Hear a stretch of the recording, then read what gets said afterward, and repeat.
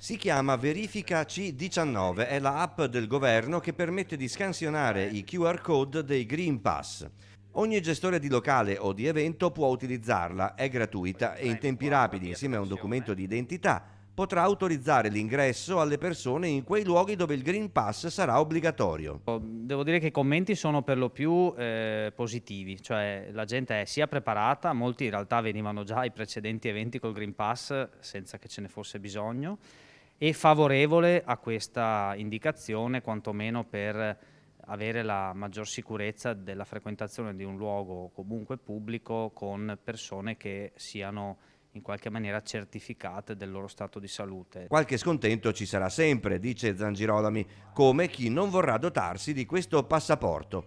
Però La voglia dello spettacolo deve superare qualche piccolo fastidio che è del pubblico ma anche nostro, perché seppur favorevoli anche noi, chiaramente c'è un aumento di personale, un aumento di costi, un aumento di tempi, e non è una nostra volontà a rallentare l'ingresso o creare barriere burocratiche, però insomma è una normativa, è come un documento per andare a fare un viaggio, e quindi la voglia di viaggiare o la voglia del concerto devono far sì che tutti si dotino comunque di qualcosa di molto semplice, perché sta nello smartphone esattamente come il QR code del biglietto aereo.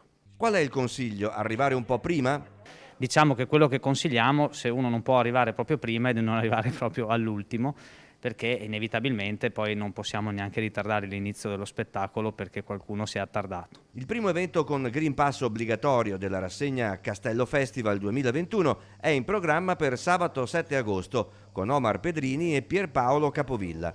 Il 12 agosto toccherà alle vecchie glorie Creedence Clearwater con Johnny Guitar Williamson. Ore 21:15, Arena Live Geox di Corso Australia.